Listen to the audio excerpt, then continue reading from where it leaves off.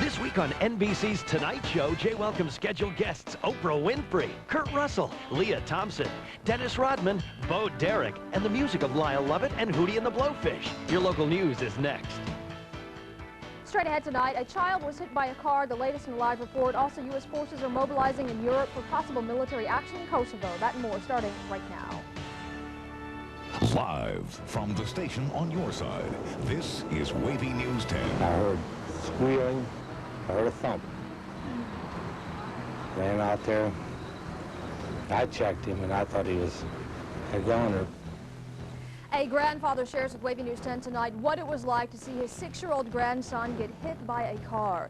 Good evening. A Nofolk boy is in the hospital tonight with serious head injuries. This after police say he ran into the street and into the path of a car. For more on tonight's top story, let's head out live to 10 on your sides. Shelley Richardson live at the scene. Sherry, what can you tell us? Shelley, 6-year-old Michael Wickline lives here in the 9200 block of Hickory Street.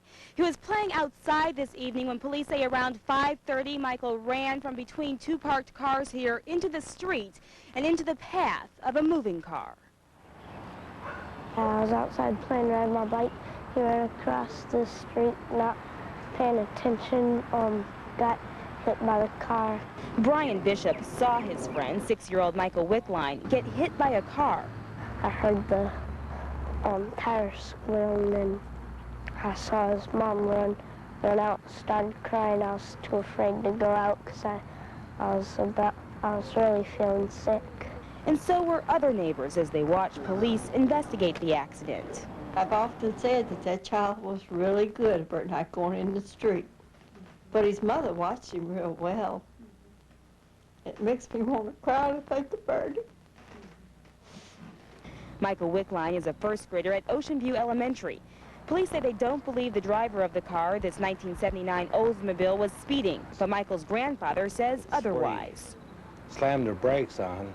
He said at least 30 foot. They hit grandson.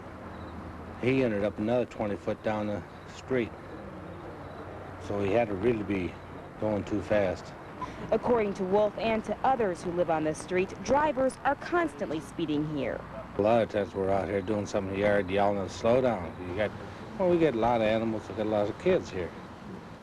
Now the driver of the car, 50-year-old Robert Cross of 11th Bay Street, has not been charged with speeding or with reckless driving, but police have charged him, however, with driving under the influence.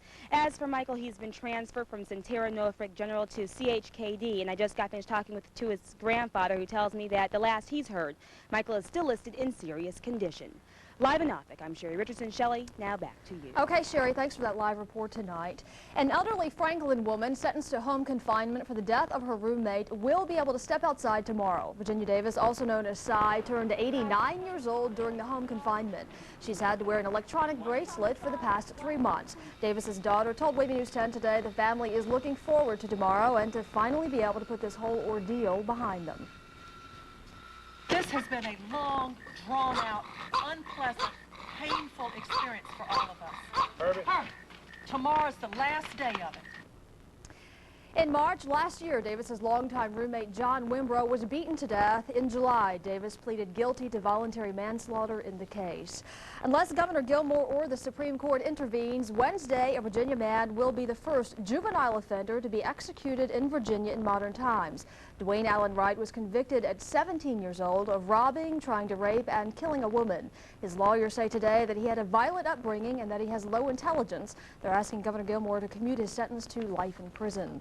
Almost 2 weeks now after a brutal murder on the Eastern Shore, and the alleged killer still hasn't been caught. The search continues tonight for Isidro Gorgania. Police tell WAVY News 10 he stabbed his ex-girlfriend to death. Karen Wessels had 3 young children. If you know anything about where he is, you're asked to call Cape Charles Police. U.S. bombers have now moved into position for possible NATO airstrikes on Yugoslavia. The USS Dwight D. Eisenhower remains on standby. Last week, the Ike was taking part in training exercises with navies from nearly a dozen other countries near Sicily. Now, the ship could be among the first to launch an attack on Yugoslavia if and when NATO gives the word. While NATO forces ready themselves for possible airstrikes, it is already Monday in Europe, the day when NATO will decide if it will authorize airstrikes against Serb forces. Meantime, last-minute talks between U.S. envoy Richard Holbrooke and Yugoslav President Slobodan Milosevic are described as extremely grueling. Andrea Koppel tonight brings us the latest.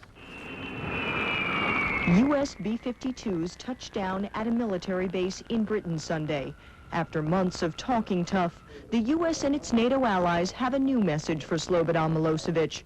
The time for talk is about to end. If he still is not in compliance, NATO will act tomorrow, I believe, or as early as tomorrow, to pass what is called an activation order, essentially authorizing the NATO commander to use military strikes against Belgrade. But as of Sunday morning, a visibly exhausted Holbrooke gave reporters in Belgrade little reason to think airstrikes could be avoided much longer.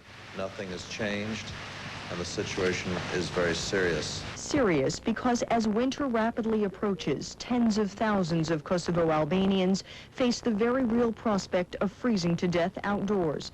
NATO wants Milosevic to comply with a UN resolution to end the violence in Kosovo immediately so that these displaced people can return to what's left of their homes safely. NATO also wants Milosevic to begin autonomy talks with Kosovo's ethnic Albanian majority and to allow an international monitoring force into Kosovo to verify compliance. It is only if that's not possible and he fails to comply with the requirements do we then face the distinct possibility of military action. Senior NATO diplomats say tonight they will not order any airstrikes until all diplomacy has been exhausted. Of course, keep it here for the very latest beginning on tomorrow. WAVY News 10, good morning. White House and congressional bargainers went home today without any solution to the federal budget impasse. Nearly 2 weeks now after the government's new fiscal year began, 8 of the 13 annual spending measures remain incomplete. A stopgap measure keeping the government operating expires tomorrow night. It must include a strong down payment on my request for 100,000 teachers for smaller classes in the early grades. It must invest in academically enriched after-school and summer school programs to keep kids in school and out of trouble. There's no need for a further delay. We should be able to wrap this up today. As soon as the White House makes up their mind they're ready to conclude it, we'll get it done. Each side says tonight it is not willing to let the dispute escalate into a federal shutdown. The full House and Senate are to meet again first thing tomorrow morning. There is growing concern tonight over the Elbow Farms landfill expansion, and it could mean a push for new legislation. There is no law on the books that says real estate agents have to tell you what other people can build near your property. But that could now change. Many residents who live next to the landfill say they were never told about it before they bought their homes.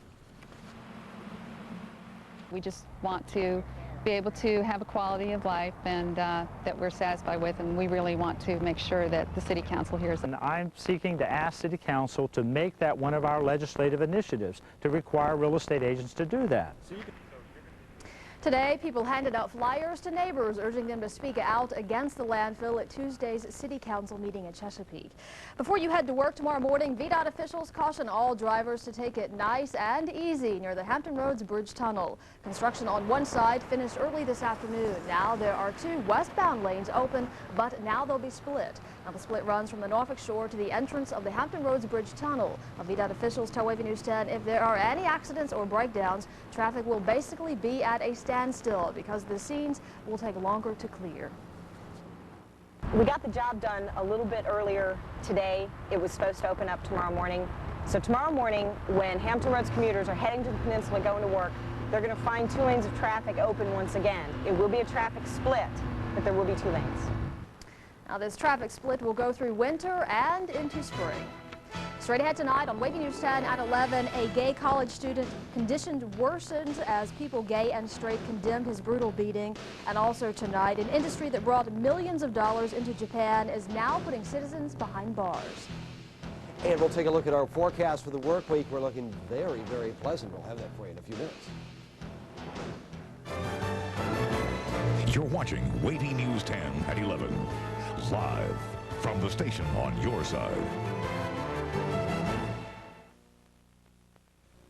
Closed captioning provided by Bell Atlantic, the heart of communication.